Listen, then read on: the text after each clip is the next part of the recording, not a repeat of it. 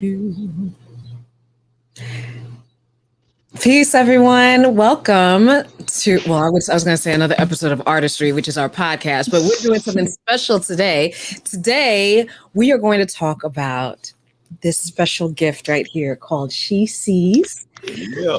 I am your host and moderator, Rachelle Etienne-Robinson. I am with my peoples, of course, the hubs, Stan, Substantial Robinson, and Mierra. Lunabunneh Nelson is here. Yeah. So what we have today is, of course, we're going to be talking about the book, which was written, it was adapted by Substantial, and these beautiful illustrations that you see in here was done by Lunabunneh. I'm excited because to see something from the planning stage to the production stage to seeing it, feeling it, being able to touch it and, go through the pages is just surreal. So thank you guys for joining us. We're going to talk about a couple of things. We're going to talk about what inspired this. We're going to talk about how we met Lunabunneh. We're going to talk about, for those who are aspiring writers and are interested in learning more about self-publishing, what that process is. So we'll talk about that as well.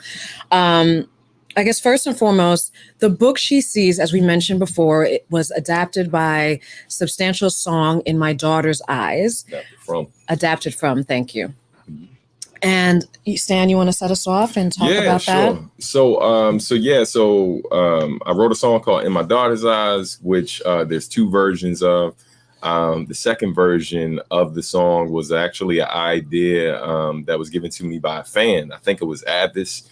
Who gave me the idea to just move the apostrophe once he found out we were having a second daughter. And I was like, man, that's great. So I wrote the song. I took a slightly different approach where I actually sat with my oldest daughter to ask her like about some of the things that she feels like she sees in the world, where the first version was more of just my take on what on what she sees day to day. And but I really sat with her and asked her 2 cents. Both, good and bad. And then I asked her what she think her sister sees, because of the fact that her sister wasn't able to speak at that time when I wrote it.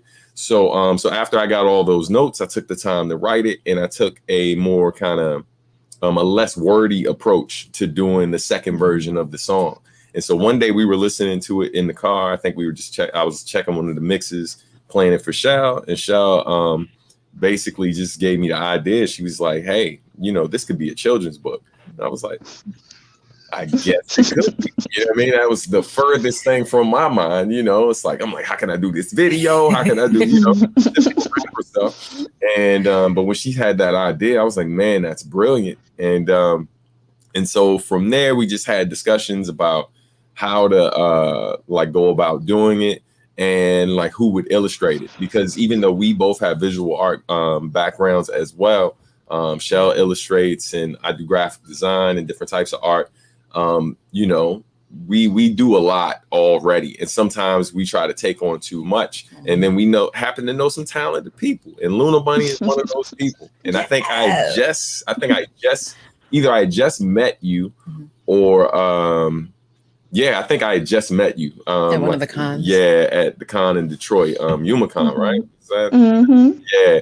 And so I mentioned Lunabunneh, and there was another artist we were looking at as well, but I felt like Lunabunneh's style kind of made more sense for the children's book. And and then we reached out. And we had seen her work. We obviously read children's books with our children, and as a fan of Cedella Marley, who has done adaptions from her father Bob Marley's song "Every Little Thing" and "One Love," I was like, oh, this is a thing. Like, this could totally be a thing. And so when I mentioned it to Stan, it completely made sense to me.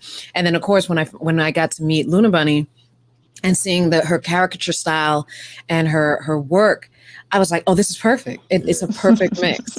And so Lunabunneh, tell us a little bit about your process, like how you got, I know you're self-taught, so I definitely want to, I'm sure myself and everybody who's watching wants to know, like, how did you go about developing your style? what is your process like? Uh, I think over the years, my style kind of changed like so many times.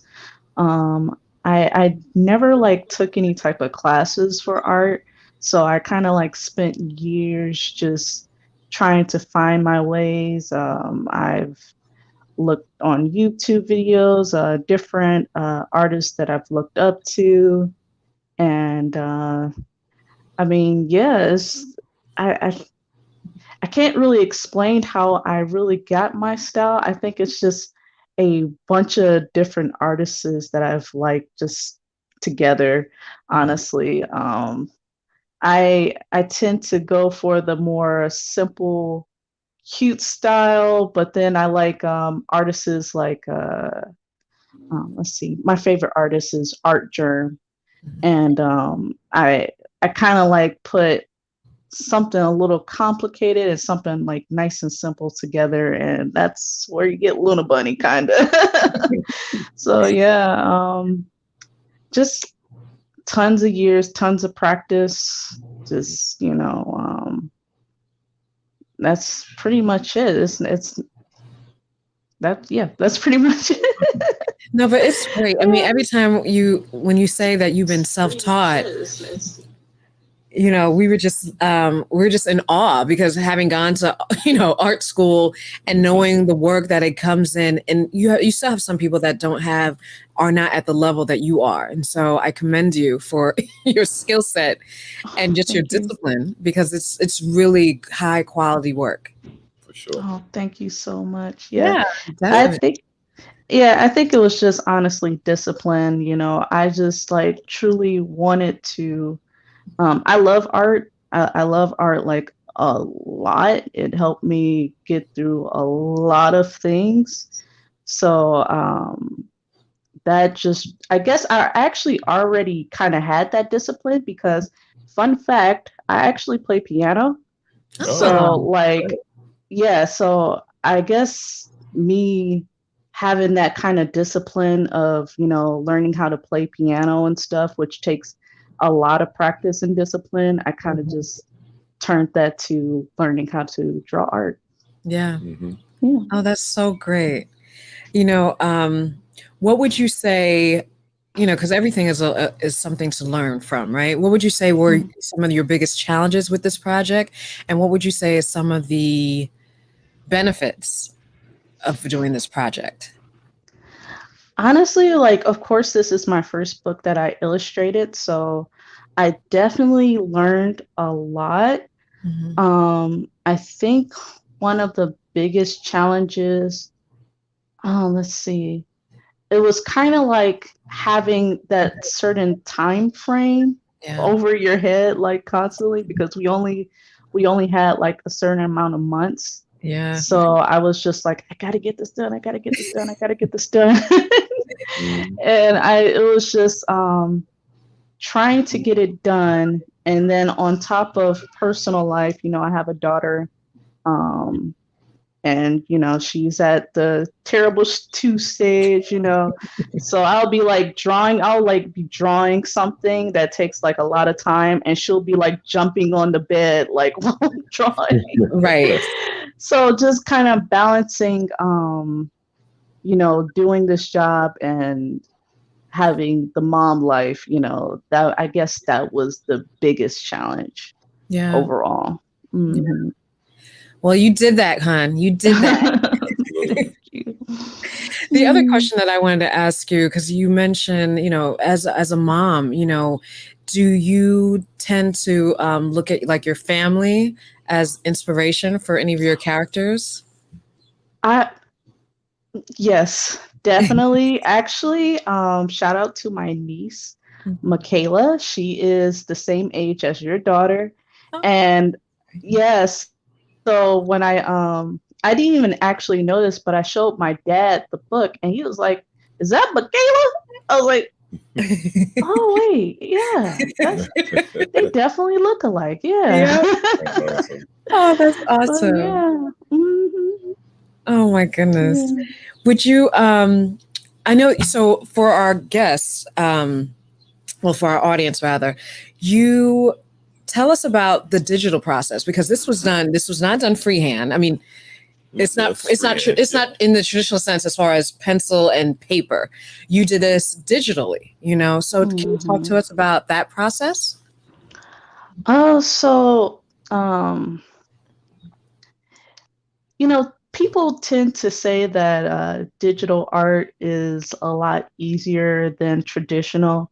I actually do a bit of both, but I definitely think that digital is a lot harder because pretty much my process is doing the sketch, then doing the line work. I guess that's pretty basic, but from the line work on down, it's just tons and tons of layers of the smallest little details. I have to have it on a separate layer, just in case if there's any changes and whatnot. And then sometimes when I'm near completion, I'll kind of merge some layers together so I can have two colors on top of each other, and it's really hard to kind of it's kind of hard to kind of explain the process because it's pretty big. Overall, I think I used about 30 layers each page. Wow. Which is kind of it's kind of a lot. I mean, I kind of reached my limit of layers a lot of the times because I was drawn on a big canvas. And the bigger the canvas, to any of my artists out there, they probably know the bigger the canvas, the less layers you have. Right. Shout out to anybody who used Procreate. You definitely know the struggle. But yeah, it was definitely kind of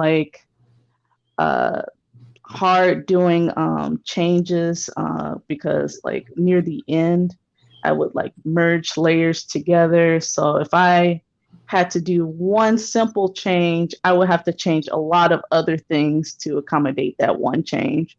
Right. And that on top of the timeline, it was in a way kind of stressful, but it was a great learning experience. And I honestly, I actually learned a lot using Procreate because I'm still I've been using Procreate. This is probably my third year using Procreate. But I definitely learned a lot. I've learned so many different settings and stuff. I've even during the process of making the book, I was looking at, tutorials on how to make things a little bit, my process a little bit easier. And it definitely helped a lot. So now I'm doing commissions and I'm just oh, this is easy. This is a piece of cake, So yeah, I did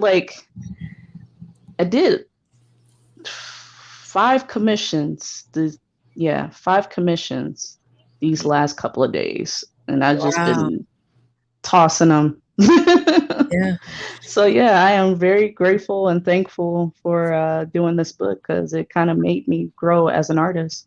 Yeah, that's awesome. That's awesome. Did you have anything? Yeah. I wanted to, wanted to talk about another one of the things that really,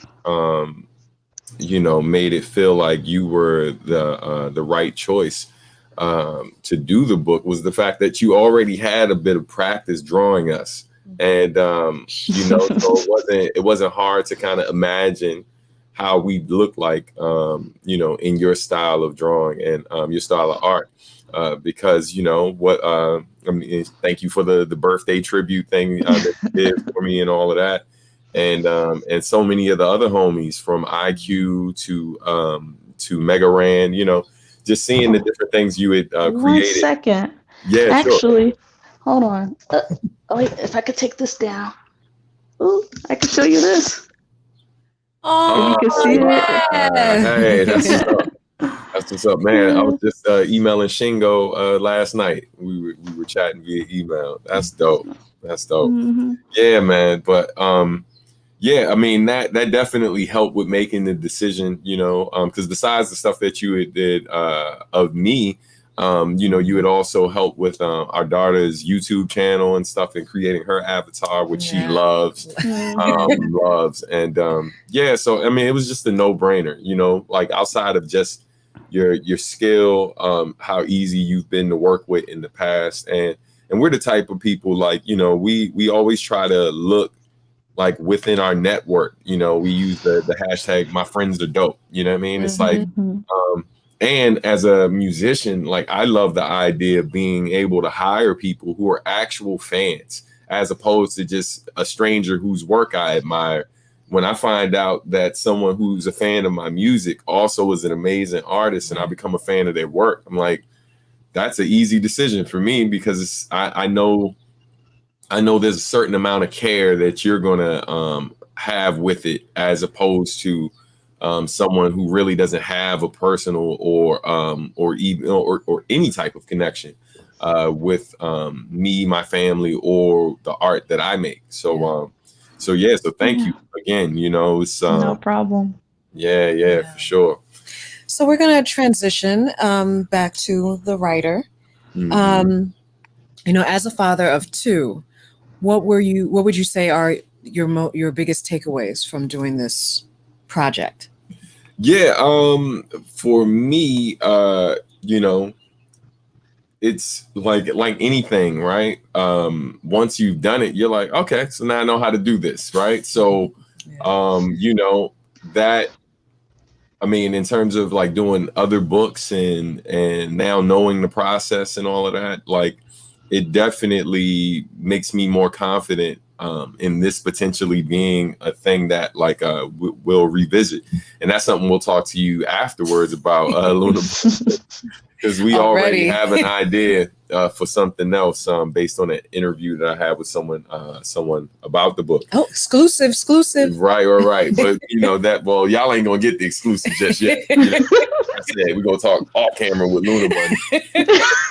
We say it today, they're gonna be trying to put us to work. You know, like, well, you know, I mean, we already got this first one, so we don't need that next one next month. Right. And so, but anyway, but yeah, so you know, and then as a father of two, like being able to have the book, like have something tangible, and then see the kids be proud of it, right? Like, you know, like seeing the look in Serenity's face when she saw it all finished. That's our oldest daughter, and then seeing our youngest daughter being excited about it and being able to read it to her at bedtime. Oh, and can I tell you something that she did today? So when I was dropping off our daughter to daycare, she in the book, and you know, we'll give our audience a sneak peek. There's this page of swimming, and so Destiny goes, "What's this say?" And you know, it says, "Be careful, no running allowed in the pool area." Mhm. And so we actually saw a sign on our way, and she's like, "Mom, look, no running in the pool area." And I was like, "Oh." See, we're doing literacy.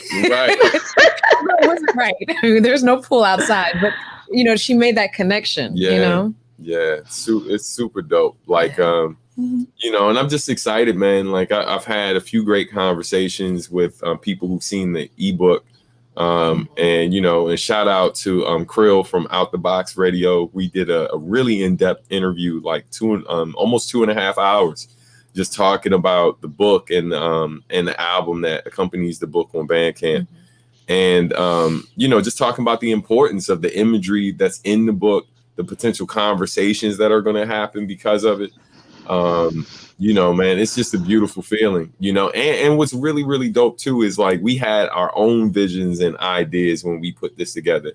You know, in terms of what we thought, and then you added your touch and created, you know, just other things that like we didn't even think about. Now when people see it, like when I'm talking to people who've seen it, like when I did that interview, there's things he's pointing out that I hadn't even thought of, or neither one of us had thought of, and it was just like, wow, like, you know, it's very much like writing a song, right? Like when you collaborate with the producer, like you have one idea, the producer has another, it comes together, and create something new. And then when other people see it or hear it, you know, then it like takes on a different meaning and just evolves from there. And that's beautiful, man.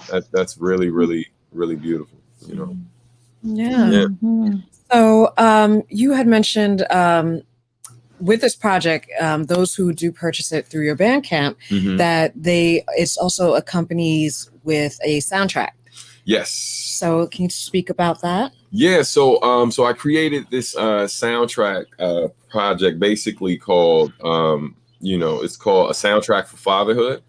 And yeah, it's a really, really, like it was just a great thing to be able to create, where I just went through my catalog, like years of the music I've made since the birth of our first daughter, Serenity, and I just took all of the songs I did about fatherhood, you know. So there's songs where you can hear, like, you know, the first time I ever recorded Serenity's voice on record, like you know, with the song I'm Here.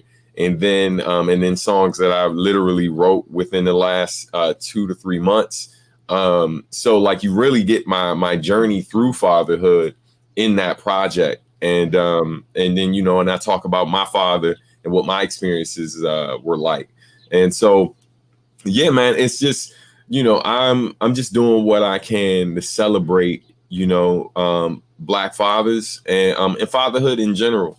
Which oftentimes gets a bad rap and doesn't get highlighted the way that I feel like it really should be. And it's not about accolades; it's about encouraging like potential fathers and seeing fatherhood celebrated the way we celebrate motherhood, and understanding that in doing that, you're potentially going to create better fathers. You know what I mean? And so this album, this book, that's my real hope, right? Like, you know, to acknowledge the people who are doing the work, you know, and then also celebrate the women who, you know, give us the opportunity to be fathers, right? And like, you know, like when I look at working with both of you, you know, by lifting fathers up, but in no means are we ignoring the women like who are part of our lives, who put us in this position, because a lot of these great fathers were raised by single mothers, you know what I mean? And so, you know, like, so when I look at this process of me you know, working with you all to make this book and your involvement, like that's what the community does, right? We come together and do something powerful. So so yeah, I'm just trying to advocate for more brothers like myself, and I'm thinking about future generations and creating content that's going to hopefully inspire them to look forward to this moment. Because I remember the moment I told certain people, not everyone in my circle, but certain people who I would have conversations with on a regular basis, who knew me, who knew my wife, and somehow still, when I told them we were expecting, their response wasn't a positive one. It was like, oh man, what are you gonna do? And it's just like, bro, you know, I've been with my wife a very long time, man. Like, you know what I mean? And they see the relationship. But like for some people, and that was a combination of a few guys who didn't have kids and a few who did, right? Like it wasn't and that's changed over the years. Like when we were having our second, like the response was just like, oh my God, like people were so excited. And I think it's because they seen what type of parents we are. So, you know, I just really want to change those narratives, man, and create more things that's out here that's lifting fatherhood up. So those young boys who seeing it, you know, the way little girls like play with doll babies and stuff and are literally being groomed from young children to adulthood to be mothers, right? Like people don't think about things like that. Little boys aren't groomed from a young age to be fathers. You understand? So if we don't create that narrative, we don't change that narrative, we don't create that content and put that in front of them, then, you know, we shouldn't be surprised when certain people aren't doing what they are supposed to do. And I think there's a shift definitely happening. I think, absolutely. like you said, there's so many men who are fathers now who are raised by single women, single mothers, single fathers, and so had that example of either of what to do or what not to do or how to make it better. You're also seeing a shift in media. I mean, we have the fatherhood, the new Kevin Hart movie is coming out. You also have, I think, Oprah on her own network is doing a whole program celebrating Black fathers. So you have a lot of people. There is definitely, I think, a shift happening. I mean, even in social media that we've just doing this project, we saw quite a few um, father groups, like, father organizations, Black father organizations, foundations. And so, there's definitely folks showing love and showing, and acknowledging, like, look, we are out here. We're not all locked up or abusive or not present. So I think, I agree. I think there's definitely a shift. Speaking of shifts, we're going to transition again, talk about the not so sexy part, right, of writing a book. Now, granted, when we're talking from our perspective, from our experience, granted, a children's book is very different, I would assume, from doing a fiction or nonfiction book. That we decided to go the self-publishing route. So this is what we're going to be speaking from. My role in all of this is not only as the wife and partner, but also as the editor. And so my role was primarily, doing the not so sexy part. So doing contracts, whenever you're working with anybody, whether they're friend or a complete stranger, just having a contract developed so that it outlines what everybody's role is and what the expectation is. So it's nothing like, it's nothing to be funny about. It's just, making sure that everybody is in agreement. We know what the deadlines are. You just have something in paper on record. Yeah, so that's protecting everybody. And protecting everybody and wanting to be fair. We made sure we wanted to make sure that we compensate folks properly. Paying people who, even though we have a relationship with Lunabunneh and a bit of history, making sure that we would pay her the way we would pay a professional stranger. Yeah, right. Absolutely. Like, we know she got love for us and all of that. And that's beautiful. That's cool. But she also got a husband and a baby. So she got responsibilities. So and she has her own business. Yeah, absolutely. So it's important. Like, it's important that people understand that even though there's the friends and family price and discounts and all of that, right? If you have the means to be able to pay those people you care about the way you would pay a stranger, then you should. Absolutely. Absolutely. And so that was one of the things that we wanted to make sure. We also made sure to develop what's called a manuscript, which basically outlines, at least for a children's book is, again, we're speaking from a children's book perspective, outlines all the texts. And you also provide notes for the illustrator so that they know, okay, for this text, this image should accompany this text, and so on and so forth. And so you outline all the words that are going to be featured in the book. You also include a summary of what the story is about, a synopsis. You, how many pages are you expecting the book to be? What's going to be on each page? If we looked at thankfully we had a lot of children's book, but we did a lot of our homework, looking at mastheads, basically all the information, the copyright information, making sure the back, making sure the measurements. There was a lot of learning. Please don't get me started. There was a lot of learning. We were almost done, people. We were almost done. Right at that finish line. We were right at the finish line. We could see it in the distance. And then a technical issue came up, and it was we were just like not quite square one, but it was like square 3, and we were at the end, which was like square 10. So, that hurt. So, and it changes things because I mean, when you think of book size. Like this book is a square. And so when you think of book size and how we initially did it was rectangle was 6x9. So it was a rectangle. So, there was a lot of stuff that we had to sort of finagle and move around, but we did it. Just to have access to global distribution and then realize that global distribution came with a cost that we didn't expect. That literally like doubled the cost of even making a book available. So it made it a lot more costly than we anticipated. But what was really important to us, and this is something I got to stress to all of my independent artists, right? Like, while you're doing this, when you get to that point where you're bringing in enough to be able, and even when you're not, like, try to find ways to to create the highest quality possible with the resources you have access to. So that way, when people hold your art up, your work up, your book or whatever it may be next to someone else who has 10 times, 100 times the budget that you have, right? They're a fully fledged publishing house and they just have infinite books coming out in a year, right? You want to make sure that whatever you create stands up against them, you know, and because it basically it'll make the sell to the audience so much easier. It's not a very difficult pitch because when the audience looks at your stuff next to this big company, yours holds weight against that. Absolutely. And people are quick to support that when they see it. Especially if you're charging more or comparable to a published book. So you want to make sure, I mean, if you're going to say, hey, I'm selling this for $20 and the binding is already torn and ripped or falling apart or is not sturdy, no one's going to want to invest in that. Yeah, quality control is one of those things that it's, you know, of course, mainstream companies think about it all the time, right? Like, and they have people where that's their only job or their main role is just looking at the quality of it. But as an indie artist, like when you're doing this stuff, just understand that is arguably almost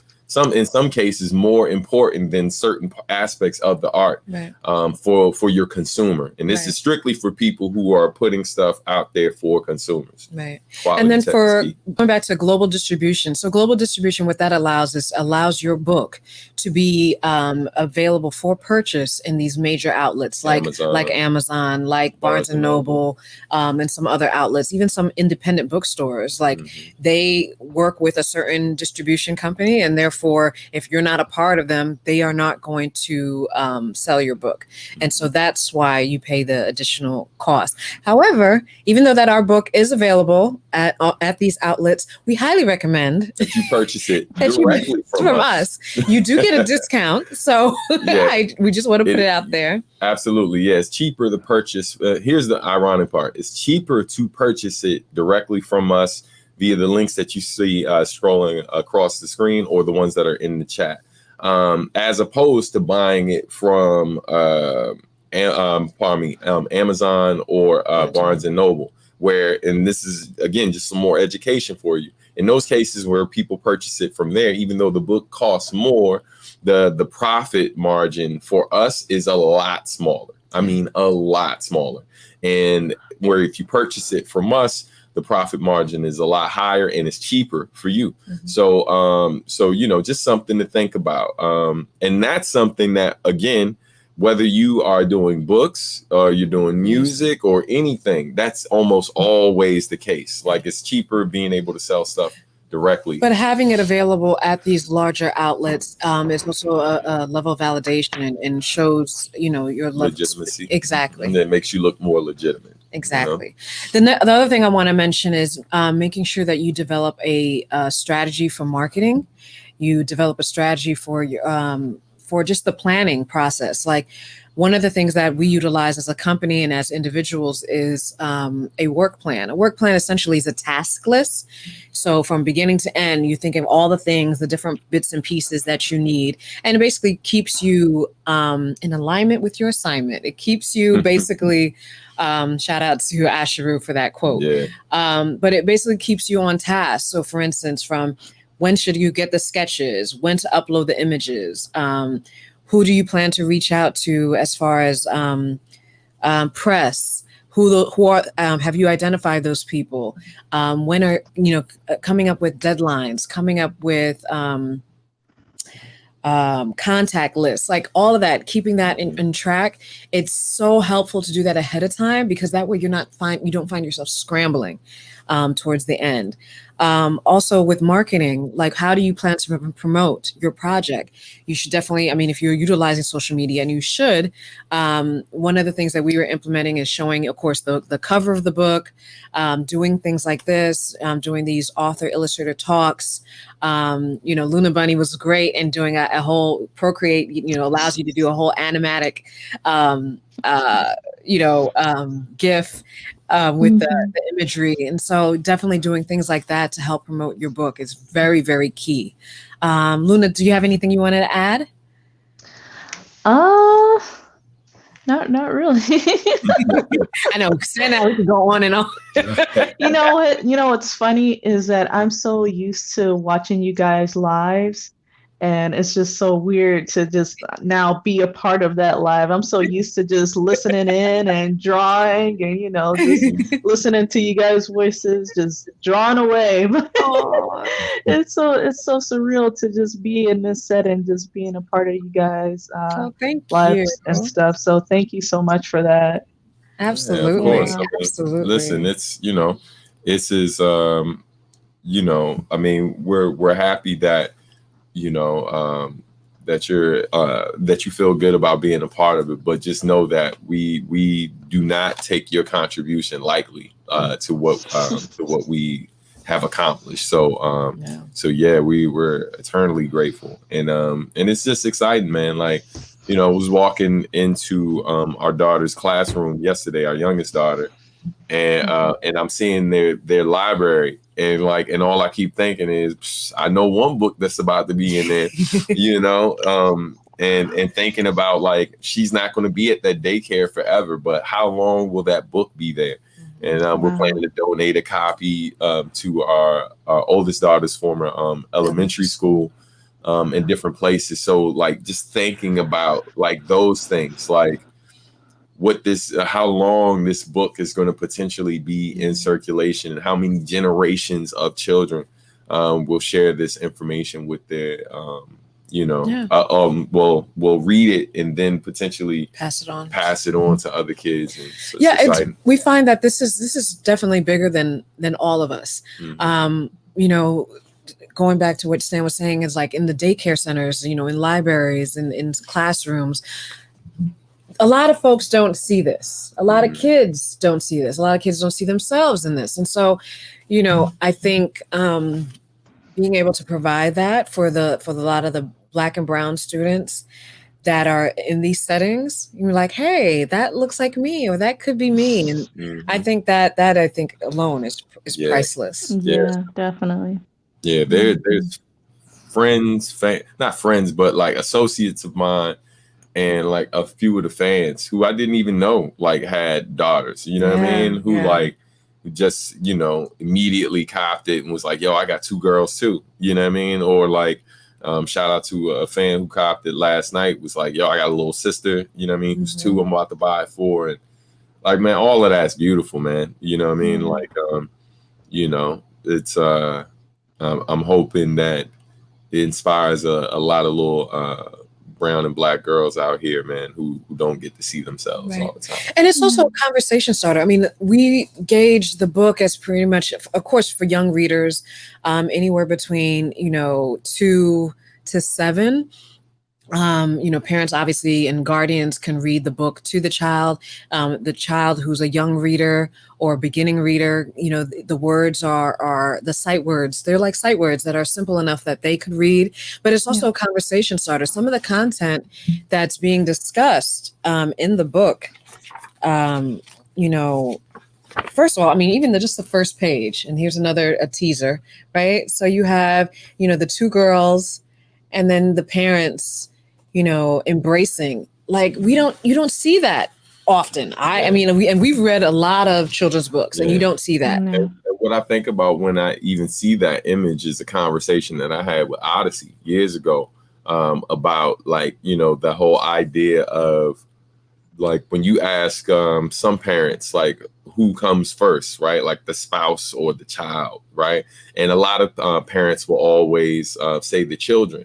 And but when he asked me, and I was like, my wife, and then he was like, really? Like, he kind of gave me the side eye, and I was just like, well, it was like, my daughter exists solely because of the love that we have, right? Like, so it's our love and our union that helped her come to be, right? And so, and when I say that, like, my wife comes first, it's not because I care for my children any less. It's because of the fact that by default, if we have a stable relationship, you know what I mean? Like, and we have a loving relationship, and the children see that, and they consistently see that, right? Like they benefit from that. More is caught than taught. So it's not always about saying and literally trying to force information on them all the time. It's about what you show them when you think, when you think they're not paying attention, they're seeing it all. So there's other ways to pour love into your children. And so when I see that page, that's what comes to mind. Yeah. Another page for those that are watching is the second set, where you have the family in a living room setting, right? And the girl, they're watching TV. Thank you. Mm-hmm. And just, seeing it on the news. I mean, for this protest on the for news, last year, with all that was going on with the pandemic, with the protests, these kids, they may not understand everything that's going on, but they see it. And so, this is another opportunity for any guardian, when you get to that page and the pages throughout, to have these conversations, depending, of course, on, their age. But, definitely when they ask questions like, what's that? What are they doing? What's happening there? So, we definitely, and we thank you, Luna, for doing this.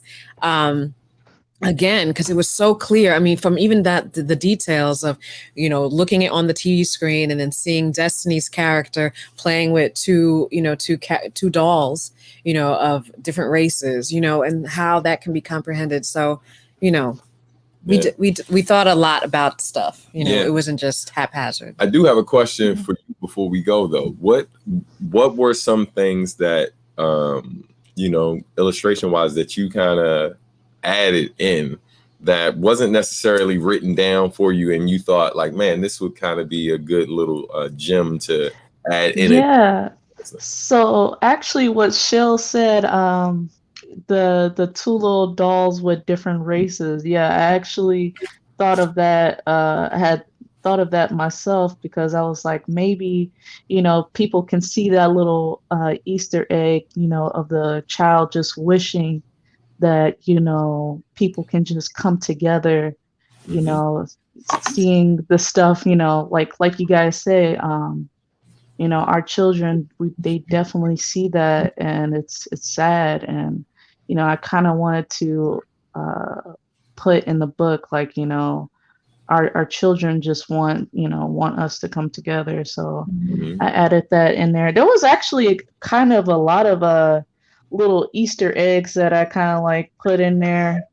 Let me see if I can let's see if I can think of one. Hold on. But I guess the Spizzy page. Yeah, that was my favorite. That was my favorite page to do, because I didn't really know what to kind of like put as the background. And I remember seeing a post that you guys did on Spizzy, and I was like, man, I want that smoothie. Oh man, it looks so good. So I was like, what, I'm gonna put that in the book, So that was my favorite Easter egg. And for those that don't know, Spizzy is a Black-owned smoothie cafe in Camp Springs, Maryland. We were very fortunate. They're friends of ours. We actually also clients. they're also clients. We actually created their logo and their menu, and a lot of their branding, their menu. And so we were they of course we were pleased, but they are also pleased to be included. They're super excited. And they will be providing the book. They will also be providing the book in their shop. We're working on making it available there soon, because they have a small library available at their shop. So that's dope. Yeah, so excited. Yeah, man. See, because you did that. You did that, girl. Sure. Yeah. But I guess overall, it was fun to kind of like have that freedom to kind of like add things that I knew about you guys already into the book. Like I kind of wanted the book to kind of like scream of what you guys do. And I was like, I was looking at you guys' website, and I noticed that, and I didn't even know that Stan was a photographer. And I was like, oh, these pictures are beautiful. They got to go in the book. So I added some of the pictures that he, if I can show.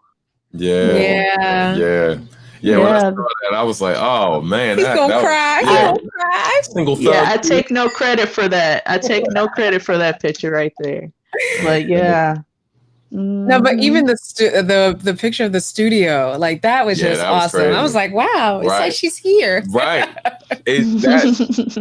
That was definitely some of the dopest things, like, because obviously we've had a few conversations and stuff, and you and I have met in person, but it's really like, I think for people who've known us like a very long time, and like the people who know us personally, like if they saw it, I feel like some of them are going to ask about, like, yo, so do we know Lunabunneh? Because she clearly knows, like, there's certain things she's capturing that, like, not Yeah. everybody who knows us, Yeah. or the people who don't know us as well don't necessarily know all those things. So yeah, so just salute to you for like just really capturing all of that and just really adding to the authenticity of the book.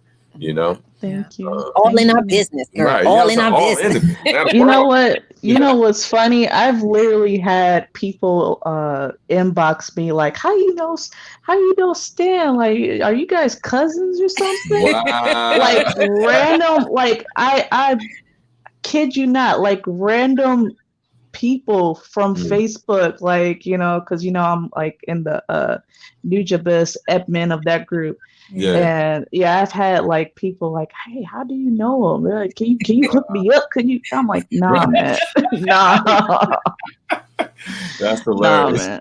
Yeah. That's funny. Oh my That's so goodness. funny. Hmm. Did you want to show your dedicated driven, the single? Yeah. So, really quick before we go, I just wanted to show you all a few things. I'm gonna put this up on the screen. So we're gonna throw the book back up there, but then we're gonna. So once again, She Sees is available right now. Links are available in the chat. If they're not in the description of the video yet, don't worry. We'll make sure they go up in there very shortly. But also available right now exclusively on Bandcamp is this right here, which is a soundtrack for fatherhood. And it includes 3 new tracks, including a song called Dedicated and Driven, which is my tribute to all of the fathers on the front line, and some of the step, whether you are the actual father, the stepfather, just a mentor in a child's life who doesn't have a father and you're a father figure. This song is for you. I created it with all of you in mind for single dads as well, who I've been privileged to know a few, and those dudes, man. And the acronym is DAD. Yeah. So the song Dedicated and Driven from this project is it's an acronym for DAD. And so definitely check it out. And like I think so what Shell was asking me to do was to share the video with you all. And so we'll bring that up in a second, but let's I guess we can close out with certain information while I get that. Yeah, while you do that. Yes. So Lunabunneh, also I wanted to mention, so those who want to follow you, definitely, again, we'll have her information is available at Lunabunneh on Instagram and across social media. Tell us a little bit about your characters. You have your foodies line. Oh goodness. Yes, let's talk about foodies. Yeah, so foodies are basically characters based off of food. I guess I kind of created them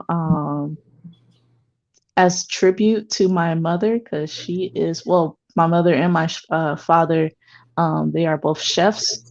And I took the knowledge that I like knew about cooking and I kind of just combined it with art and I created foodies. So I like to take food and make characters out of them, and I like to give them their own backstories. I'm currently working on a comic for them because people have been trying to get me to do a comic. I'm gonna do a comic about them. So yeah. It's awesome. Those of you who haven't seen it, definitely please follow Lunabunneh. It is hilarious. I love it because your characters, first of all, it's fitting. Like the characters fit with the food. The women are nice and curvy and voluptuous. I'm still waiting on my obey. She knows what I'm talking about. Yeah, I gotta do that. She knows what I'm talking about. That's the inside, but when you see it, you'll understand. But yeah, you definitely, and she has merchandise available, stickers, magnets.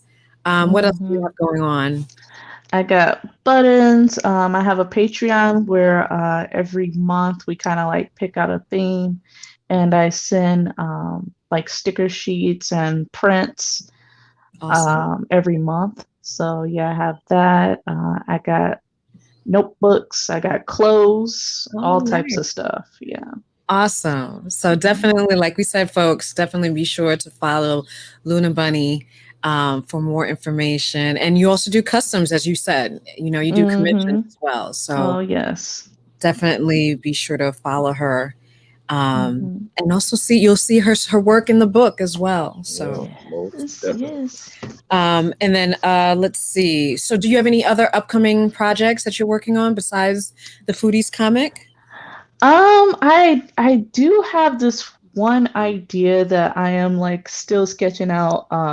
It's on my Patreon. I am thinking about either creating another children's book or a coloring book. I'm still I'm still in the like sketching stages of that. But that's pretty much it as far as projects goes. All right. Well, awesome. You know we're going to get at least 2 copies. So. Kids and one for us. Right. You already know. You know, we got the one that Destiny's going to beat up. Right. I mean, so actually, we need 4. Right. We need 4. That's right. Destiny will, literally take hers apart. Man. Serenity will have one, and then we each need our own. Yes, absolutely. So, no, but that's great. Congratulations on that. That's awesome. Thank you. But thank you so much for making time for us today. So we're going to get ready to wrap up. But before we go, as promised, we are going to show you the Dedicated and Driven music video. It's an animatic video, which is basically an animated storyboard. It's created by this amazing woman here, Rachelle, who also is the editor of the book She Sees. And so this song is from the soundtrack for the book, which is called A Soundtrack for Fatherhood, inspired by the book She Sees, which is exclusively available on Bandcamp. And in fact, if you buy the book on Bandcamp, it actually comes with a download of the album and a PDF / ebook version of the book as well. All right, and so let's share this video and go from there. All right.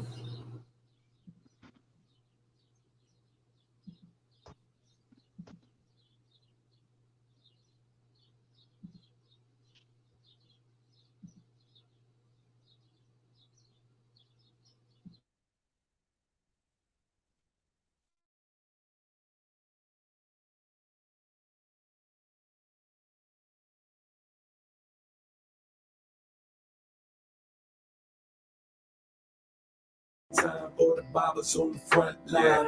2 times for the fathers on the weekends. 3 times for the ones that get the least shine. You see it, fathers, y'all don't hear you bring the beat in. Dedicated and driven, I'm not just making a living. They say life is what you make it, so check it. We make some children, they giving me life and purpose. I'm giving them love and options. Live as free as can be, and when needed, please move with caution. Here to destroy your doubts if I always be there when needed. I was there for your first breath, and I'm here when my last is leaving. Your dad is always the vote. Get the moving the family forward, willing to play the back. Y'all could lead us at any moment. Word to my girls, it's y'all world. How will you shape it when they square up? But step up, make it no break it. This for y'all and all the daddies that didn't have one at home. Swore they be better at it once blessed with kids of their own. Plus you DWB, that daddy, and why black? A struggle to raise them free when the target is on your back. It's hard to raise them as peaceful when systems over police you. People speak to your children but treat you like they don't see you. Hold up. 1 time for the fathers on the front line. 2 times for the fathers on the weekends. 3 times for the ones that get the least shine. The single fathers, y'all don't hear me bring the beat in. Hard to keep peace of mind when there's evil trying to disturb it. Die protecting your babies, but treat it like you deserve it. Black fathers under attack, plus underappreciated, underserved, underrepresented, and we're underrated. Under a rock in a hard place, holding it up with God's grace, shining cause there's a bright mind beyond that dark face. All the ties and world's greatest dad muds were given. Big piece of chicken or vegan burger, but all the fixes still dedicated and driven. No matter how they reward us, ain't about what they give us. We're serving our sons and daughters. Those that don't handle business, them bammers ain't about nothing. I don't speak on no deadbeats unless it's killer production. Dedicated and driven, your daddy is a provider. Got your back to the ending, cause your daddy's a rider. Dedicated and driven by love and responsibility. This is for all the bobbers that serve with honor and dignity. One time for the bobbers on the front line. 2 times for the fathers on the weekends. 3 times for the ones that get the least shine. The single fathers, y'all don't hear me bring the beat in. 1 time for the bobbers on the front line. 2 times for the fathers on the weekends. 3 times for the ones that get the least shine. The single fathers, y'all don't hear me bring the beat in. Dedicated and driven, make lemonades out of lemon. Make miracles with pennies, cause most of us ain't seen the million. Salute to all our women, we celebrating you too. Wouldn't be the father I am if it weren't for you.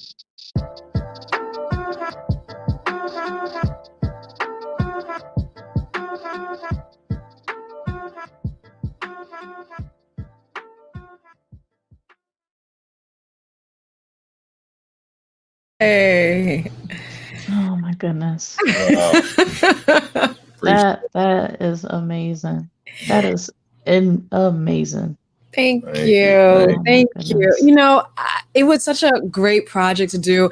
I'm currently enrolled in the NYU Tisch School for Film and TV Essentials through Yellowbrook. And so one of the assignments was to do an animatic, basically a storyboard film. And so it just so happens that we were doing this project at the same time. And so I really wanted to show a multi-generational, like fathers, you know, engaging that, you know, you had older, you had the elders, you had middle age, you had young fathers, you had fathers with their sons, fathers with their daughters. There are no eyes. And everybody always asks me, like, how come there's no eyes? You know, there are no eyes because I really wanted for people to see either themselves or someone that they know in those images. Because eyes, you know, eyes, I believe, are the soul. And so, you know, by giving the eyes, you're giving it a person, you're giving it life. But when I don't give you eyes, it's like you can see yourself or you can see someone that you know. And I really wanted to also show everyday workers. You know, you have stock. You have the man doing stock at a grocery store. You have a sanitation truck driver. You also had, United States Postal Service worker, like military folks, like just your average fathers who don't get seen. And so I really wanted them to be seen in this, you know. So thank you for sharing. Yeah, thank you sure. for, you know. Thank you for making it. You know what I mean? Like when she showed it That to is me, incredible. Thank you. Thank you. Yeah, when she showed it to me, I was like, yeah, I know this for class, but can I put it out? Like, because this is, I feel like, you know, like regardless of what grade they give you, like this is content. You know what I mean? Awesome. And I knew, man, that people would potentially be inspired. Like I just thought of how I felt. And when I'm making music and doing any of this stuff, like, you know, when I create the content, it gives me certain feelings. And I know that it's not about everybody feeling the same way I feel, but I know there's somebody out there. It's like, yo, if I feel like this, there's somebody that else out there that it's going to resonate with, inspire, or just make feel something. And the response has been crazy. Yeah. Like people have called us up talking about I had to pull myself together. Like I was in tears. I had to get right before I called y'all. You know what I mean? Like, and that's, you know, it's just the power of art, man. It's a blessing. You know? I mean, and we also, of course, want to pay homage to Eric Powell, who you see in the very beginning of the film, where he's actually fully drawn, who recently passed away. Lost his battle with COVID-19, but he's a brother who I know because he, you know, he was a fan of the music and would come through the gigs. And then his son is a local underground MC and like amazingly talented, but more important than that, they're both amazing men. Yeah. And you know, like we started out that artist / fan relationship, but like the more and more I would talk to him and see him at events, like, you know, I really like started to like love and respect this brother, you know what I mean? Because like, you know, if his son wasn't present, like he always had his son's shirt on, like it was always about his kids. So we always talked either hip hop or how our families were doing. That was always the conversation when I was around that brother. And, you know, like at one point in time before we were even an official company consulting, he came through, and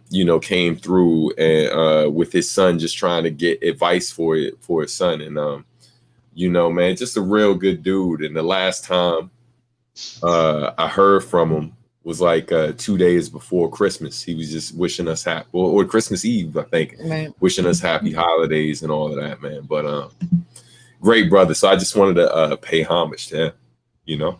Wow. Yeah. Wow. But thank y'all so much for joining us. We see you, Steph, always supporting. Thank you so much for everybody who joined us. For sure. Rasan, thank you. Exactly, right? He has his marketing hat on. Listen, you don't stay in this game 20 plus years, you know what I mean? Without thinking about how this can benefit in other ways too, you know. Right. You know? Day, everybody, we see you. Thank you so much. But yeah, if you guys have any further questions, definitely, you know, feel free to reach out to us, send us a DM. You know, let us know if you were able to purchase the book. Let us know what you think. Let us know your thoughts. We would love to hear your response to it. And if you want to leave a review, we'd like that too. Yeah. So. Oh, yes. Again, what she just said. So even if you didn't buy from Amazon or Barnes and Noble, but if you did purchase the book and if you're one of the people who've already received it or have already read the ebook, please go on these sites and leave a review and encourage other people. And most importantly, just share it. Share it in your network. Let other people see it, know that it exists. If there are websites that support Black authors, Black illustrators, Black fathers, or just, put up content or whatever, just that falls in line with what this book represents, by all means, please help us get the word out. And we appreciate the support. Yeah. Sure. And for those of you that did make your order, we are in the process of getting those shipped. So those should be getting out to you soon. We thank you for the patience. Again, we're still in COVID, and so things are still running a little more slowly than they should. But thank you. We thank you in advance for your patience. Yeah, for sure. But just to give you heads up, if you ordered a copy that was not autographed, a lot of those have shipped already. And then those that are autographed, those will be going out by the end of this week. So hopefully you will be receiving it early next week to the end of next week, depending on where you are in the country. But we appreciate y'all so much, and we appreciate you, Lunabunneh. We know you got to go, and we're long-winded, so we're gonna wrap it up. All right, but awesome. And Steph, thank you. We appreciate that support. Go ahead and put that up. Everybody who's reading that, be like Steph. Steph is the real MVP. All right, but so on that note, we're out of here. Thank you all so much. Be sure to like and subscribe if you haven't done that already, and most importantly, share the video.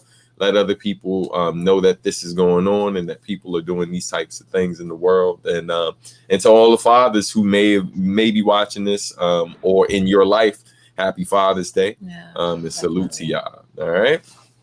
All right. So Bye. everyone, peace.